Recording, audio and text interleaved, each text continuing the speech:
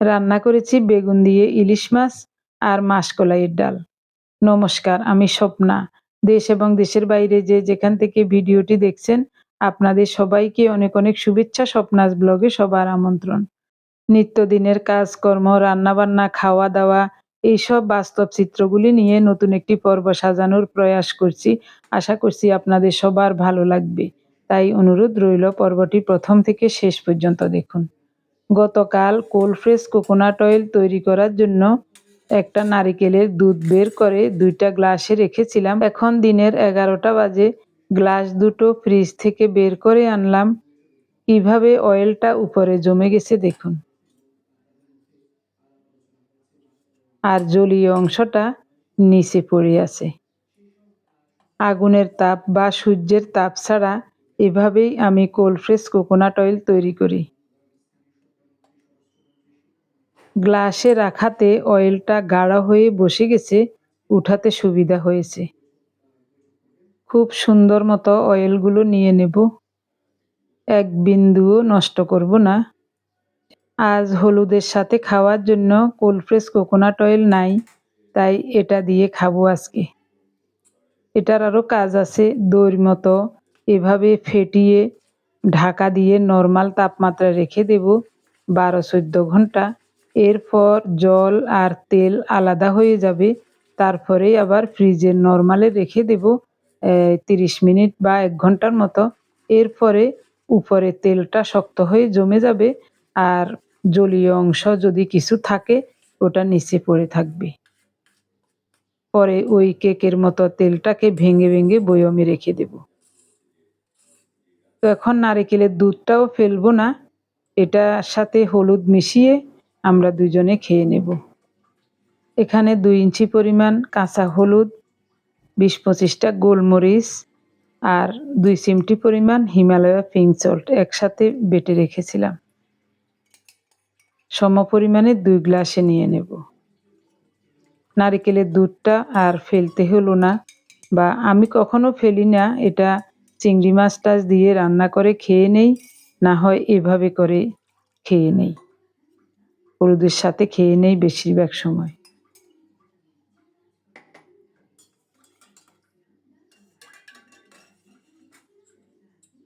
এখান থেকে একটু তেল নেব। এখানে আরো জলীয় অংশ আছে, এটা বাদ দিতে হবে। ফোটানো গরম জল, পানীয়টা হবে কুসুম গরম।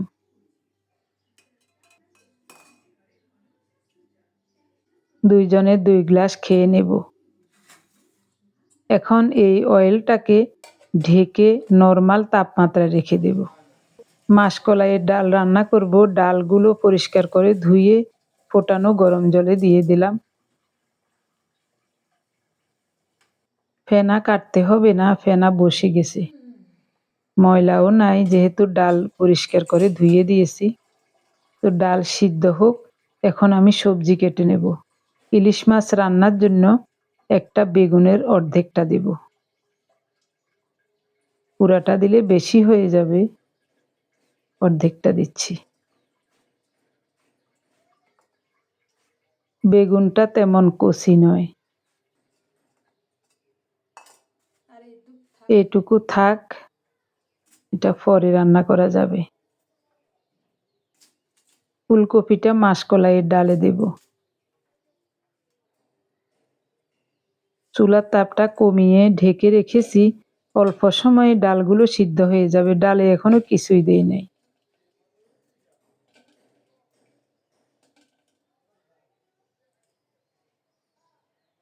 এই সময়ে ফুলকপিতে পোকা থাকতে পারে, তাই একটু দেখে শুনে কেটে নিচ্ছি।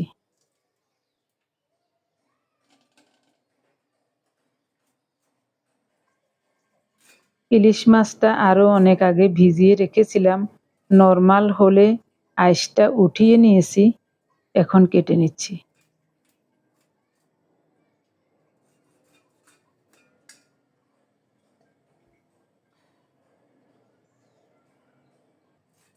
সামান্য একটু ডিম দেখা যাচ্ছে।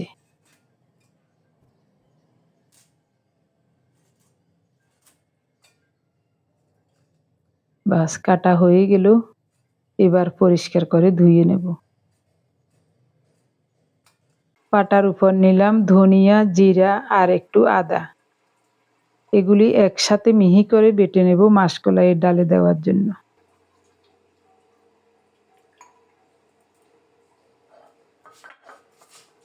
দুই বাটাই হয়ে যাবে। পাটা খুব ধার, আর ধনিয়া জিরাগুলো একেবারে মচমচে। দুই বাটায় অবশ্য হবে না, 3 বার করে বাটতে হবে। কথার কথা বলছি, দুই বাটায় হয়ে যাবে।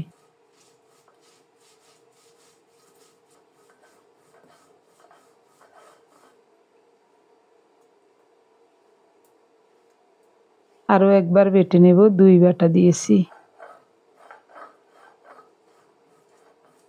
বাটা মশলার তরকারি আসলে খুবই চমৎকার হয়।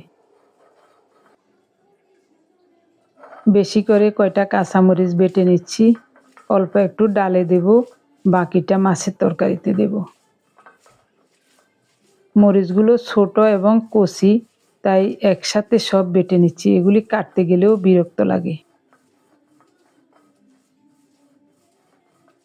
একেবারে সবুজ।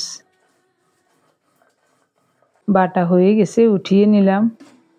এদিকে ডালও সিদ্ধ হয়ে গেছে। চুলার তাপটা একেবারে কমিয়ে রেখেছিলাম, ডাল সিদ্ধ হয়ে গলে গেছে।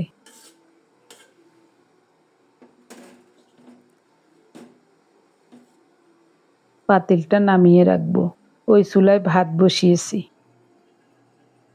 সরিষার তেল গরম হলে ফোড়নে দিচ্ছি গোটা জিরা আর অল্প একটু মৌরি।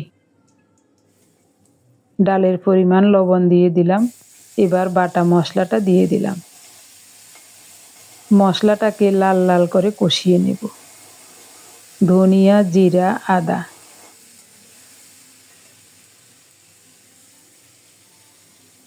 পাটা ধোয়া জলটাও দিয়ে দিলাম।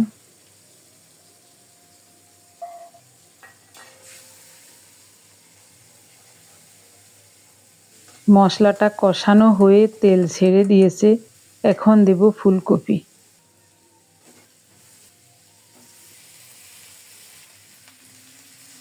ফোটানো গরম জল দিচ্ছি অল্প করে, মশলার সাথে কপিটাকে কষানোর জন্য। এখন দেব 1 চা চামচ পরিমাণ হলুদ গুঁড়ো, 1/2 চা চামচ পরিমাণ গুঁড়ো মরিচ, আর অল্প একটু কাঁচামরিচ বাটা, 2টা তেজপাতা। নেড়েচেড়ে সব মিশিয়ে দিয়ে ঢেকে ঢেকে কপিটাকে মশলার সাথে খুব ভালো করে কষিয়ে নেব। এদিকে আমি ডালটাকে ঘুটনি দিয়ে একটু ঘুটে নেব। খুব সুন্দর মতো কষানো হয়ে গেছে মশলার সাথে কপিটা, কপি সিদ্ধ হয়ে গেছে। ডালটা খুব সুন্দর মতো ঘুটে নিয়েছি। এখন কপি দিয়ে দিলাম মশলা সহ। ডালে আগে কিছুই দেই নাই। পরিমাণ মতো ফোটানো গরম জল দিয়ে দিলাম। আরো একটু লাগবে মনে হয়, বেশি ঘন দেখা যাচ্ছে।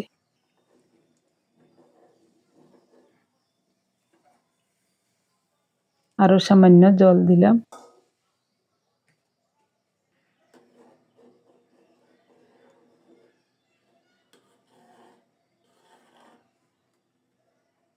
ফুলকপি সহ মশলা খুব সুন্দর মতো কষানো, তাই বেশিক্ষণ রান্না করতে হবে না। 3-4 মিনিট চুলার উপর রেখেছিলাম। এরপর নামানোর আগে কুচানো ধনেপাতা দিয়েছি। এবার নেড়ে চেড়ে ঢাকা দিয়ে নামিয়ে নেব। খুব সুন্দর মতো রান্না হয়ে গেল সবজি দিয়ে মাসকলাইয়ের ডাল।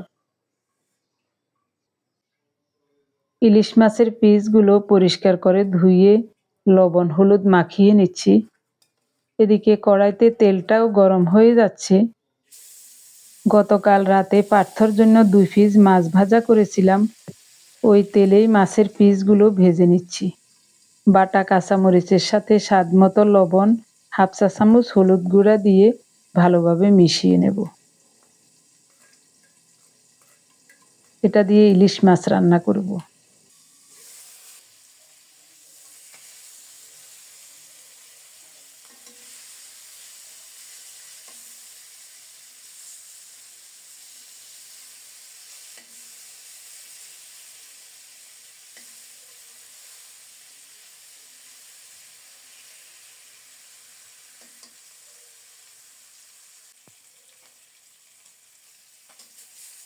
ইলিশ মাছটা ছোট সাইজের, তাই একটু লালচে করে ভেজে নিয়েছি।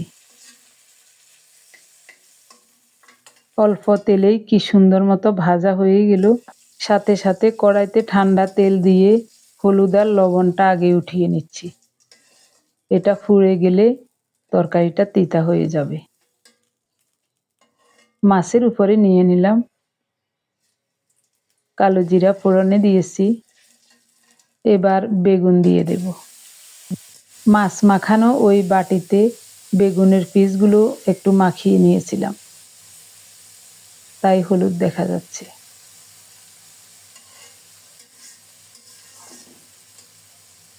বেগুনগুলোকে একটু ভালো করে ভেজে নেব। কি সুন্দর মতো ভাজা হয়ে গেছে, দেখুন এক পিঠ লাল লাল হয়ে গেছে। এবার মেশানো মশলাটা দিয়ে দেব, কাঁচামরিচ, হলুদ আর লবণ। আলতো হাতে নেড়ে চেড়ে কিছুক্ষণ ভেজে নেব।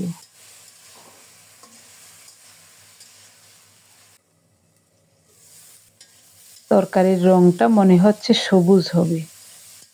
মশলা আর বেগুন খুব সুন্দর মতো ভাজা ভাজা হয়ে গেছে। এখন দেব ফোটানো গরম জল।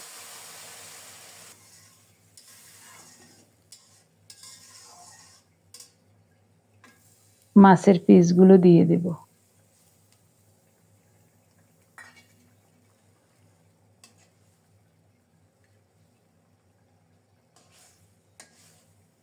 ঢাকা দিয়ে অল্প তাপে রান্না করব 2-3 মিনিট।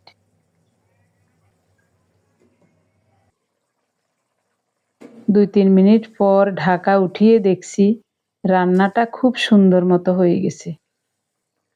কি সুন্দর লাগছে দেখতে। কাঁচামরিচের তরকারি, একটু সবুজ সবুজ লাগছে, দেখতে অনেক ভালো লাগছে।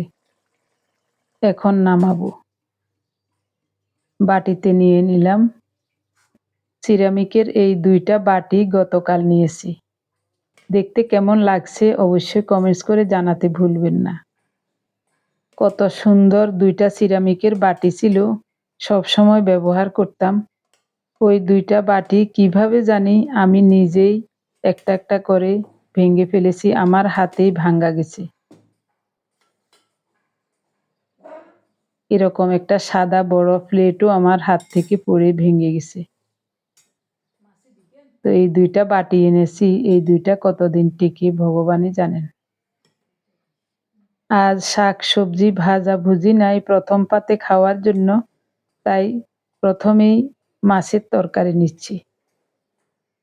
আমার প্রিয় ভাই বোন বন্ধু স্বজন, আপনারা যারা প্রতিনিয়ত ভালোবেসে আমাদের ভিডিওগুলি দেখে যাচ্ছেন এবং ভিডিও দেখে সুন্দর ও গঠনমূলক কমেন্টস করে আমাকে কাজ করার শক্তি এবং সাহস জুগিয়ে যাচ্ছেন, আমি আপনাদের সবাইকে জানাই অজস্র অজস্র ধন্যবাদ, অভিনন্দন এবং কৃতজ্ঞতা।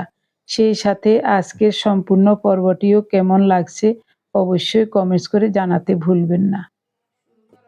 গরম চলে আসছে, মাসকলাইয়ের ডাল খেতে আর ভালো লাগবে না। তো আজই শেষ, ঘরে যা অল্প কয়টা ডাল ছিল আজ সবগুলো রান্না করে নিয়েছি। এখন খেয়ে বলবো 2টা রান্না কেমন হয়েছে।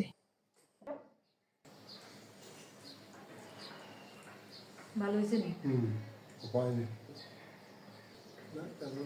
কাঁচামরিচ একেবারে ছোট্ট ছোট্ট, মেলা মরিচ ডেগা সব বাড়ি দিয়ে গেছি।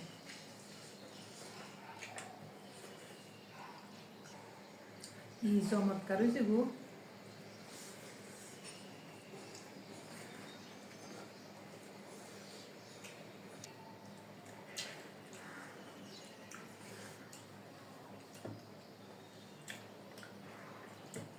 মাছ ছাড়া শুধু ঝোল দিয়ে তো খাই নিলাম। এত চমৎকার।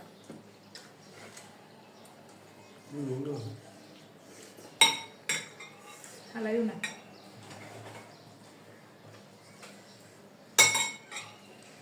জলদি খেতে তো স্বাদ।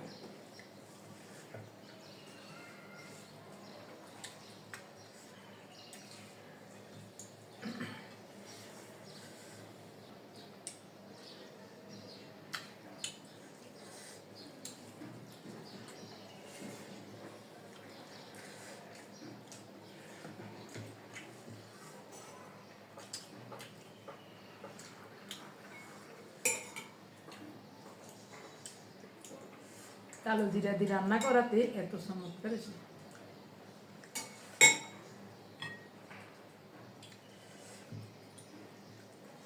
আমরা অনেক সময় পেঁয়াজ দিয়ে রান্না করি না ইলিশ মাছ, পেঁয়াজের রান্না তো এটা বেশি স্বাদ না, ঠিক এটা বেশি চমৎকার।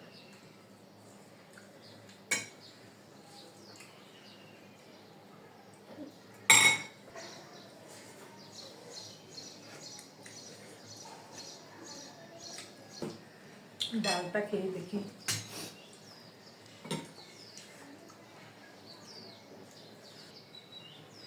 ডালটা খেয়ে দেখাই আপনাদের কেমন হয়েছে।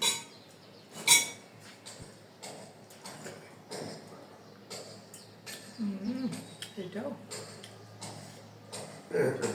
খুবই চমৎকার।